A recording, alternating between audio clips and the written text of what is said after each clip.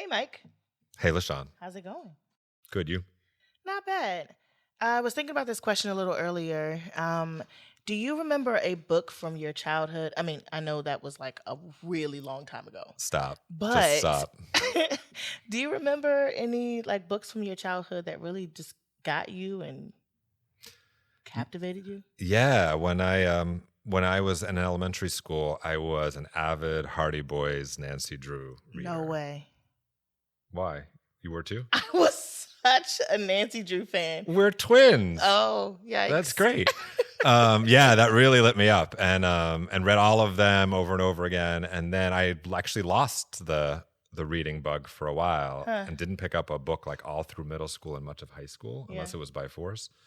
And then my high school sociology teacher handed me a book at the end of class one day, and she said, "You need to read this." And it was Native Son by Richard Wright. Nice. Didn't know a thing about it, and I picked it up, and not only did I like finish that whole book within a couple of days, but it then like re-sparked a love of reading that I still have. That's awesome. How about you? Other than your good taste in Hardy Boys and Nancy Drew. Yeah, we do kind of have good taste in that. Right.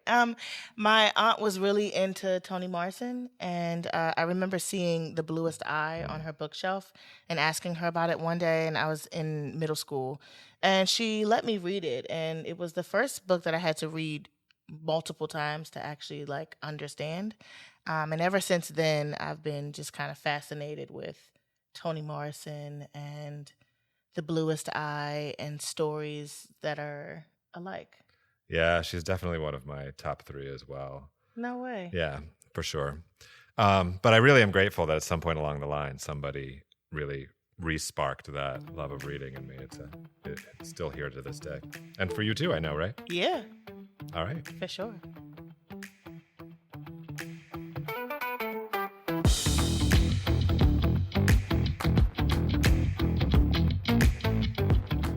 Welcome to the Flipped Podcast. Or Flip Ed. However you hear it, this is a place for joy and dreaming of education.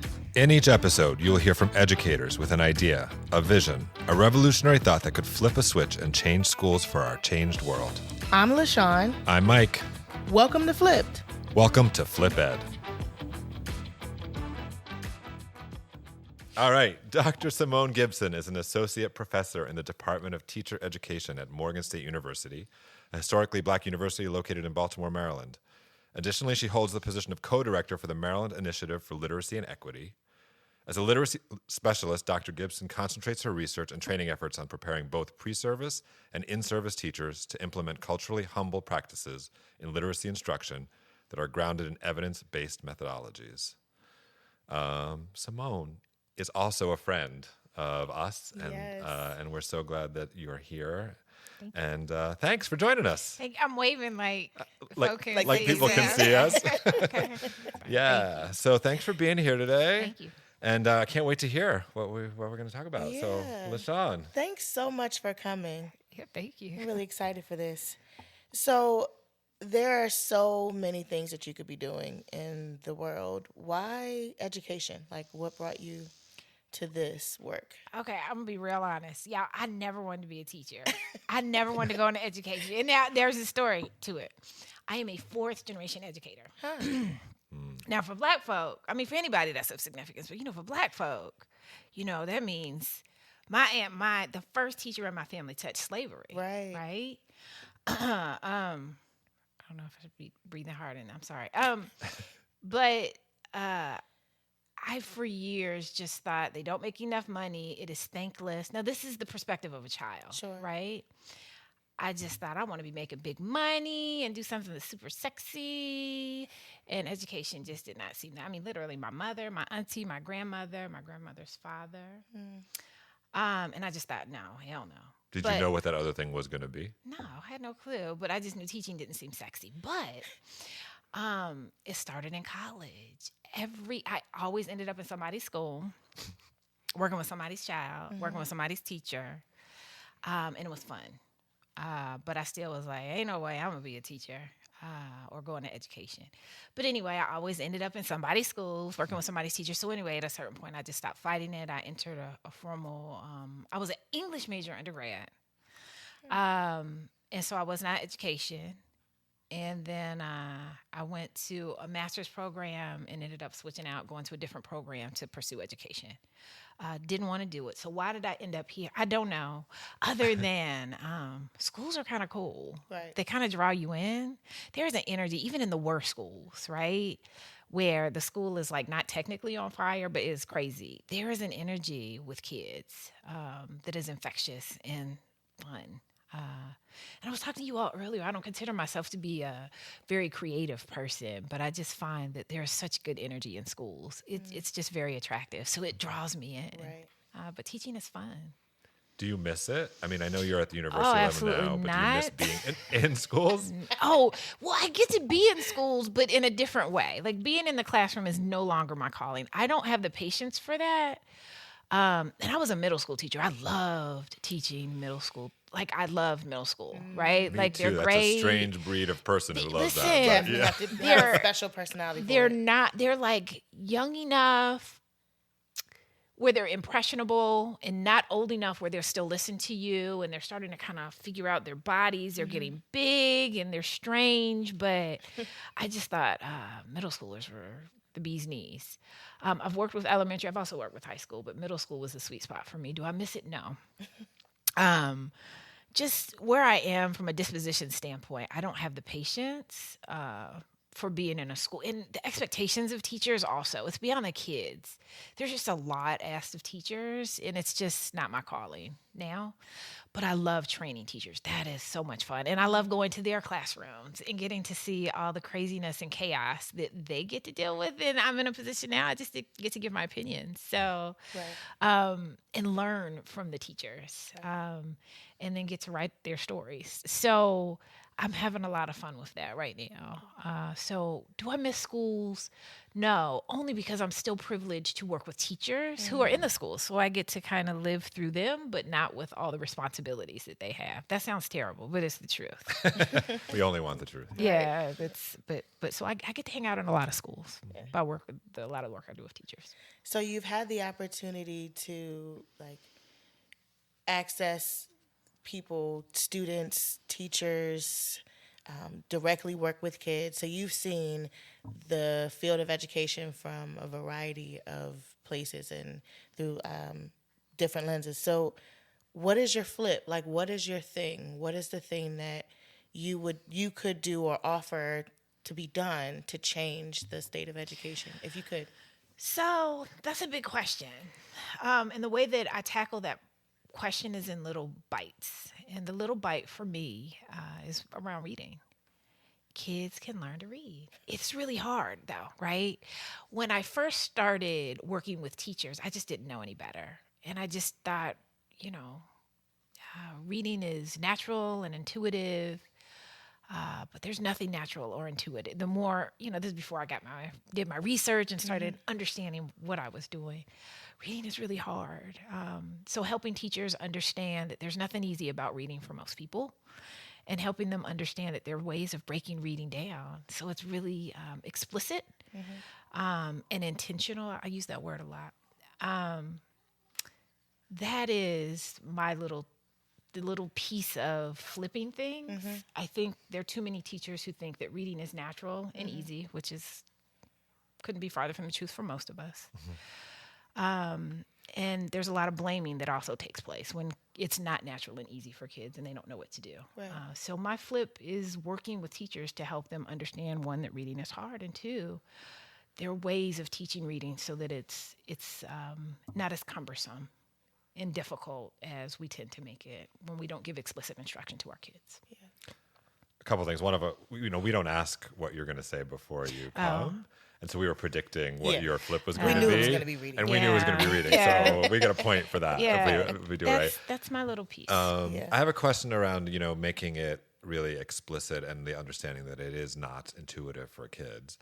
How do you balance like really explicit teaching with the joy of it, right? Because sometimes in the explicitness, the joy of a great story, of a great read gets sucked out because how do you, where do those both live in this flip of yours? Well, I think this is where the opportunity of seeing teachers visiting classrooms, because you have some folks where it's an art And you have some folks Yeah. where they're like literally reading a curriculum, like damn near word for word. I just said that's where the art of it comes in. One, understanding how to teach a person to read. Two, understanding that child and what gets them excited, right? And somehow blending those things together to make these lessons come to life. That's the art of it. And I wish this is the $1 billion question. If I knew the answer to this, I'd be rich, and I don't know if I'd be sitting here right now. I'd be on somebody's Wait, what? beach. You'd leave us behind? Yeah, What? but there's an art to teaching that I don't care how scripted or structured your curriculum is. You can't give that to teachers. There's an art, and that is something I think it takes. I know I've heard this. You're naturally gifted. Maybe you're naturally gifted with people, so you know how to kind of tap into that thing that person knows and understands and enjoys. But there's also that scientific piece of it, right? Where I don't care how much I like you and how much I smile at you. If I don't know how to teach you concepts, you're going to leave here at a deficit. So you've got to figure out how to bridge the two. And I'm still very much so learning what that looks like because I'm with you. There's a soul to teaching that when we're talking about structured literacy and we're looking at the scripted curriculum, it's not there. I'm sorry. I wish I had something sexier. But I don't have the answer. But I can tell you there are teachers, we don't tend to hear their stories, right? They don't make the news. But there are some teachers, they got it. Yeah. They get it. That they know they got the pedagogy piece, they've got the science piece, and they know and love their kids. Let me not even say love. They respect their children. And so they explore on a daily basis, how do I make this more relevant for you? Which means I sometimes have to not follow this curriculum as tightly. And that comes with time, it comes with confidence, it comes with, all the stuff that mature teachers, not all, but those at least who've got that art piece of it, they're able to knock it out. Absolutely. That's vague. I'm sorry. Does that answer your question? No, absolutely, yes. It's so interesting because I think we're all finding ourselves as teachers and educators trying to figure out how to get kids interested in the reading. And, that's a big piece of it, too, where, how do we get kids to enjoy this? How do we get them locked into finding something that they enjoy? What are your thoughts around just engaging kids and just getting them to a place to love the art of reading again? So can I tell you, I'm dealing with this in my house right now. I have a 13-year-old and a 12-year-old. My husband loves to read. I find I don't have time to read as much as I want, just casually, for my own entertainment. But helping my kids fall in love with reading is a challenge because they're bored. They have to read for school, and when we read at home, this is not everyone's house. I have a feeling in you all's houses, reading is sexy and beautiful, but in my house, it's like pulling teeth. So this is a challenge that I'm dealing with in my own home, not just in schools. It's real.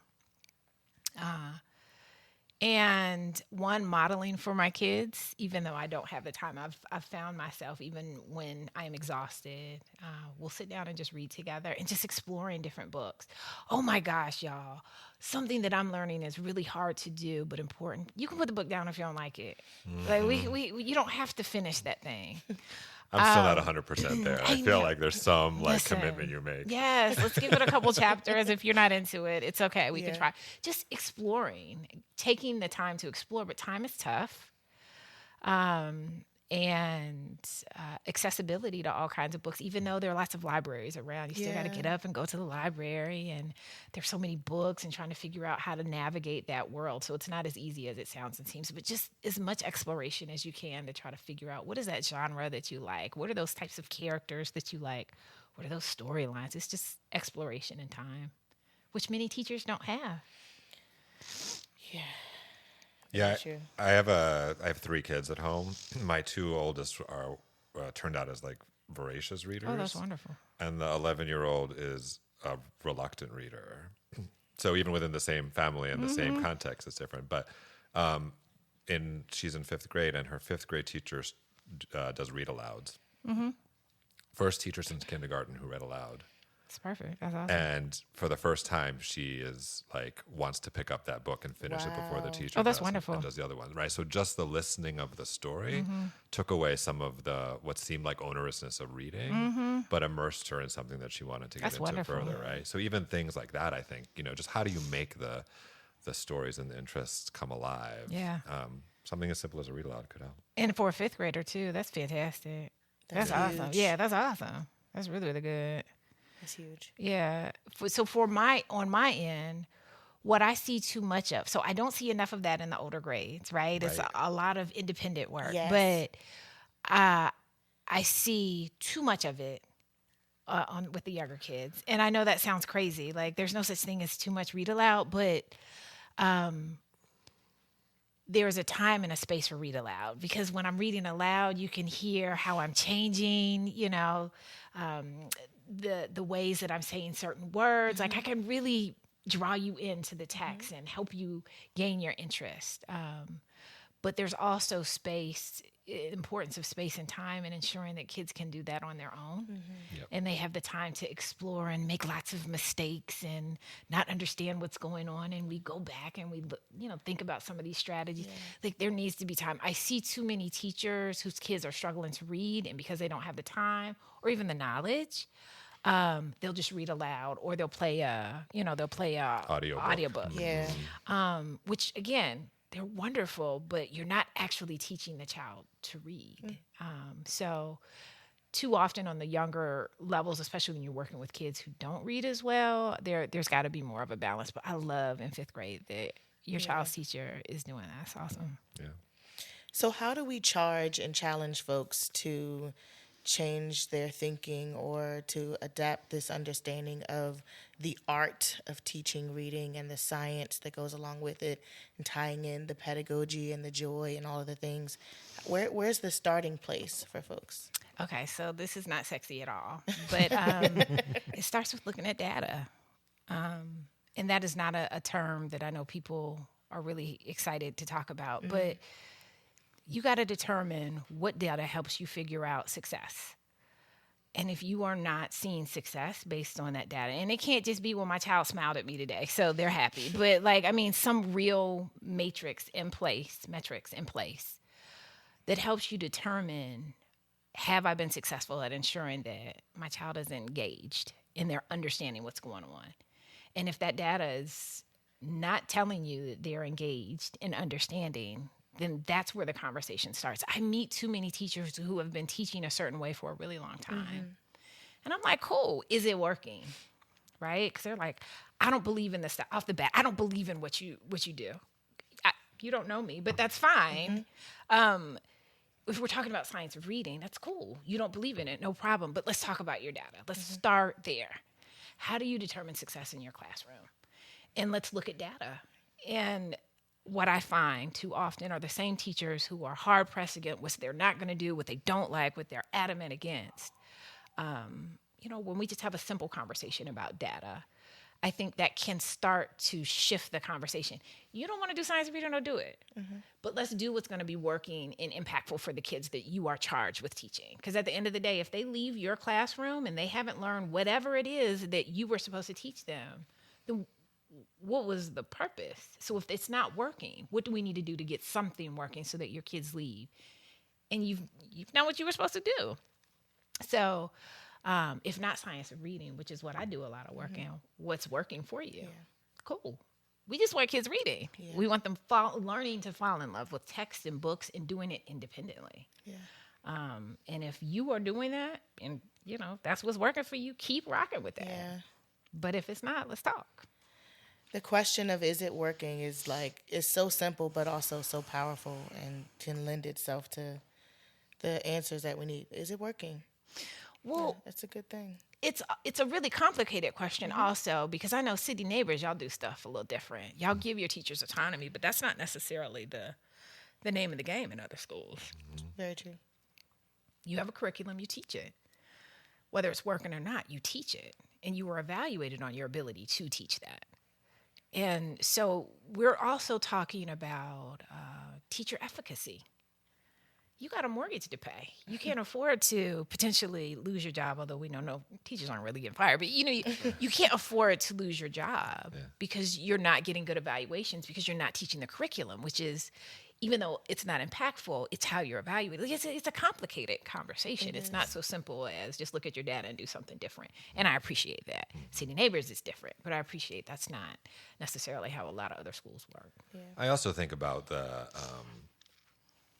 like, how can we even expand? I don't want to go too down another rabbit hole, but like, how far can we expand what the data we're looking at is, right? Because some people look at dibbles and stop there, right? But I'm also interested in data of like how many kids are actually choosing a book and curling up in a corner. This is what how I'm many talking books about, have though. people read, right? Like, there's other ways to know, because you can be a competent reader, but if you never like to read, that's not going to translate beyond your next test, right? So I think if we can also think about data in its broadest forms, that could be a pretty powerful flip too. We're on the same page with that, right? For that matter, when people look at data, I hear composite scores. Composite score doesn't tell me anything. Right. Like, you went from, let's say, 100 to 150 by the end of the year. I'm just throwing out a number. Well, that's great. But where specifically did you improve, and what are they I think conversations about what the data is that we're looking at, what that looks and feels like. And I made a little joke earlier about, it shouldn't just be a child smiling. I mean, but that is a part of it, right? That is a piece right? of data. That's not the be-all and end-all of data, but it's part of it. That has to be a part of the conversation when you're, what's the vibe in your classroom, Are your kids going and picking up books on their own, or, they're kind of rolling your eyes? And I think having some really great conversations around what kind of data can and should we be looking at, I think that is a start to helping teachers kind of unpack and maybe even shift the ways they're engaging kids. I've never met a teacher ever, not that there aren't some out there, but I've never met a teacher who's like, I can't wait to fail my kids today. Like, this is the day I fail them, right? It's just, there's other stuff going on that's resulting in the kids not getting what they necessarily need. But again, for me, conversations about data, especially for folks who are reluctant, is a really great way of starting the conversation and helping to reshift the way the kids are being engaged. Very true. Thanks, Simone. Thank you. That's it? That's it. Oh my gosh. Okay. I mean, we could keep talking for hours. Thank you. But it's so good to have you here today. That's it. This is fantastic. Y'all should do this all the time.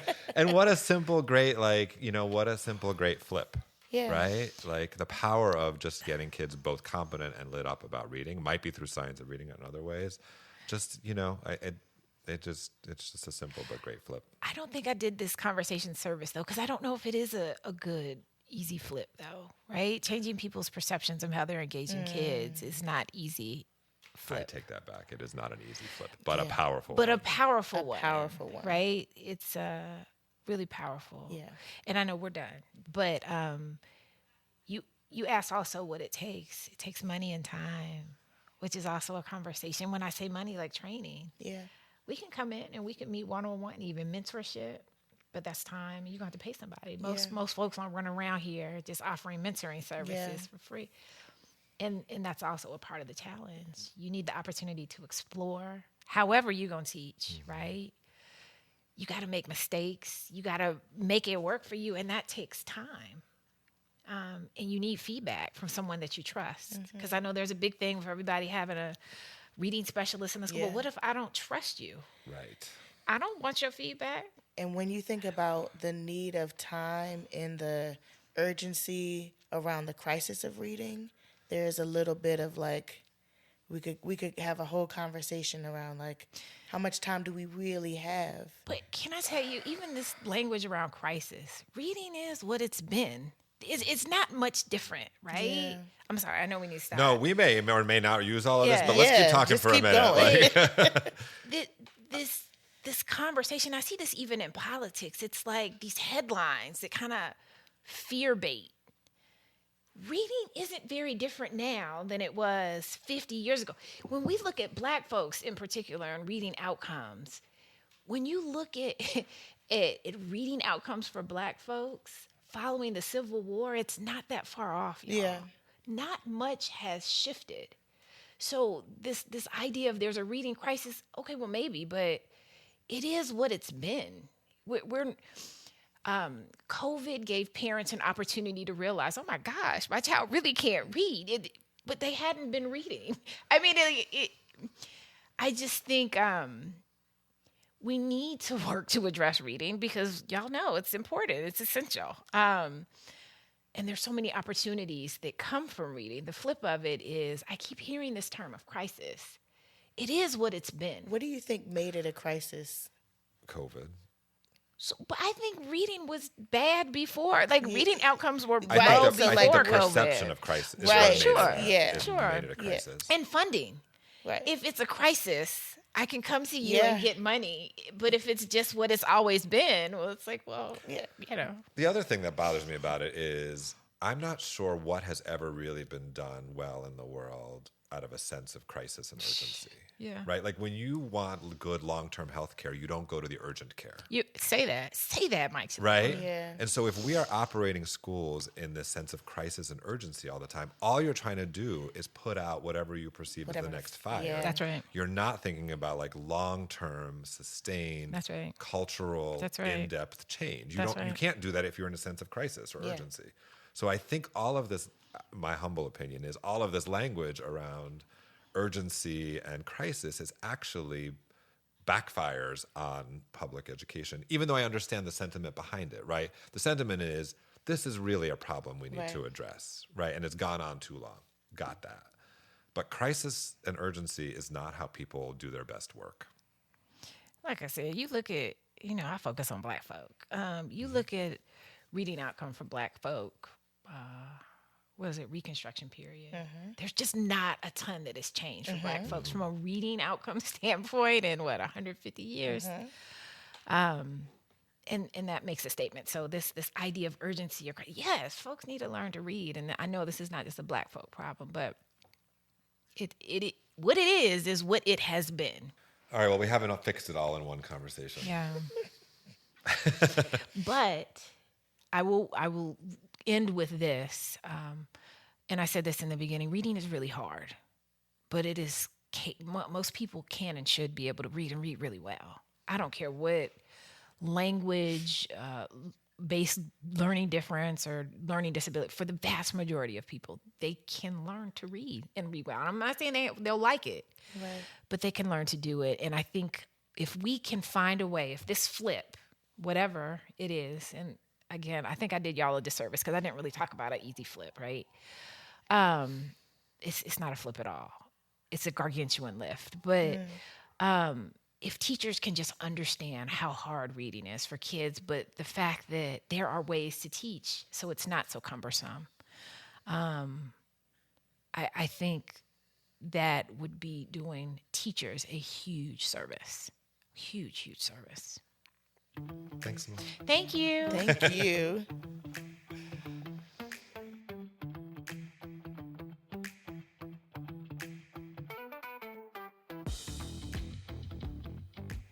All right, LaShawn, that was great having Simone, It really was. one of my favorite people.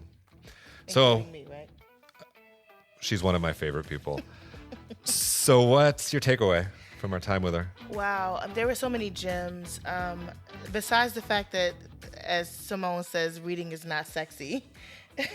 She did use sexy quite a bit. I think it's the perfect way to describe it.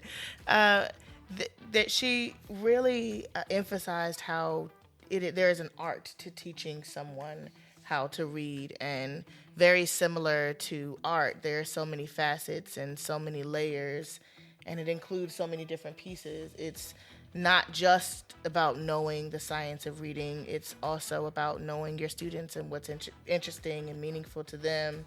It's about creating engaging reading environments. It's about fostering a love for reading. It takes so much, but it's an art to teaching someone how to read.